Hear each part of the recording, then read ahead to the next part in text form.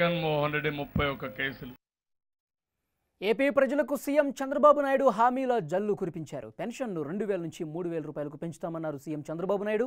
విదేశీ విద్య కింద అన్ని సామాజిక వర్గాల విద్యార్థులకు 25 లక్షల రూపాయల నగదు సాయం అందిస్తామని ప్రకటించారు. మహిళలకు 2 గ్యాస్ సిలిండర్లను ఉచితంగా అందిస్తామన్న చంద్రబాబు చంద్రన్న బీమాను 5 లక్షల రూపాయల నుంచి 10 లక్షలకు పెంచుతామన్నారు. 20,000 జనాభా ఉన్న ప్రాంతాల్లో అన్నా క్యాంటీన్స్ నిర్మిస్తామన్నారు. 5,000 కోట్ల రూపాయలతో ధరల స్థిరీకరణ నిధిని ఏర్పాటు చేస్తామని ప్రకటించారు.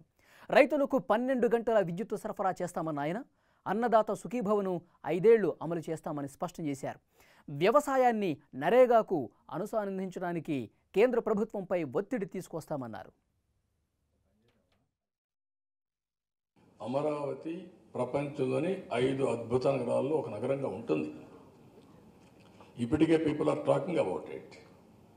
కొంతమందికి గ్రాఫిక్స్ అన్నారు. గ్రాఫిక్స్ చూస్తేనే మీకు కళ్ళు తిరుగుతున్నాయి. భవిష్యత్తులో రియాలిటీ వస్తే మీకు కళ్ళు తిరగడం కాదు, కడుపు కూడా మండిపోతుంది.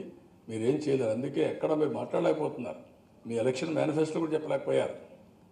అంటే ఈ అమరావతిని చూస్తే మీకు అంత పిరికితనం, భయం వచ్చేసింది. అమరావతి రాకూడదనే భయం మీకు.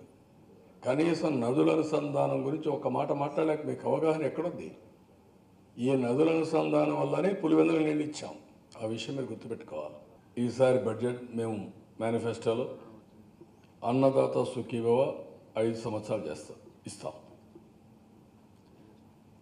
ఎంత అవసరమైతే అప్ టు 2 lakhs వరకైనా సరే వడ్డీ లేని రుణాలు ఇప్పిస్తాం. పంటల బీమా మనమే పెట్టుకుంటాం. రైతు బీమా 10 లక్షల రూపాయలు ఇస్తాం. 12 గంటలు పవర్ ఇస్తాం.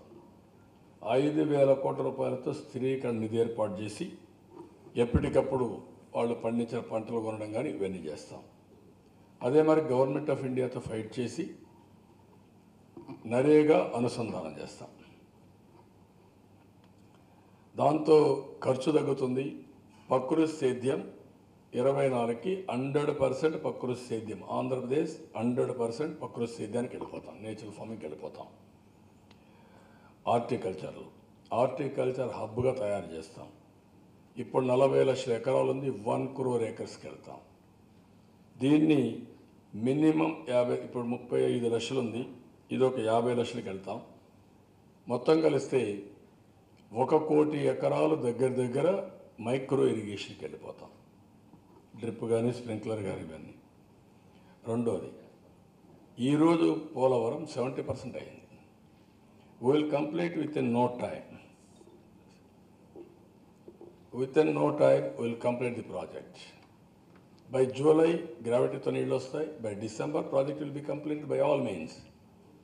ఇది ఒక చరిత్ర.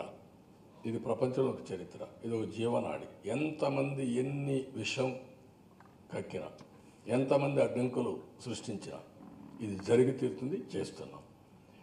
నెంబర్ 3, ఇది అయిన తర్వాత 62 ప్రాజెక్టులు పూర్తి చేసేస్తున్నాం. ఈ 62 ప్రాజెక్టులు పూర్తి చేస్తే చిన్నవి వస్తాయి. ఎక్కడ ఒక చిన్న లిఫ్ట్ పెట్టి నీళ్ళు లిఫ్ట్ చేయాలని, అది చేస్తే ఎవ్రీ ఎకరకు నీళ్ళు ఇవ్వడం ఫస్ట్ ప్రయారిటీ. కేసీఆర్ ఏదైనా నదుల అనుసంధానం మాట్లాడి గట్టిగా నీటిపారుదల విషయం మాట్లాడితే అక్కడి నుంచి పంపించాడు అతను. ఆయన కూలి మనిషి కాబట్టి నువ్వేం చేయాలో స్క్రిప్ట్ కూడా ఆయన తయారు చేసి పంపించాడు. ఆ స్క్రిప్ట్ ప్రకారం నువ్వు చదువుతున్నావు. నువ్వు అది చేస్తా ఇది చేస్తా అని చెప్తున్నావు తప్ప అసర్టివ్గా ఈ రాష్ట్రంలో నీటి హక్కును కాపాడుతాను చెప్పలేకపోయావు. ఈ నీళ్లు మేము ఉపయోగించుకుంటాను చెప్పలేకపోయావు. నువ్వు చెప్పలేవు. నువ్వు ఈ రాష్ట్ర హక్కుల్ని తాకట్టు పెట్టడానికి ఉన్నావు తప్ప ఇంకోటి కాదు.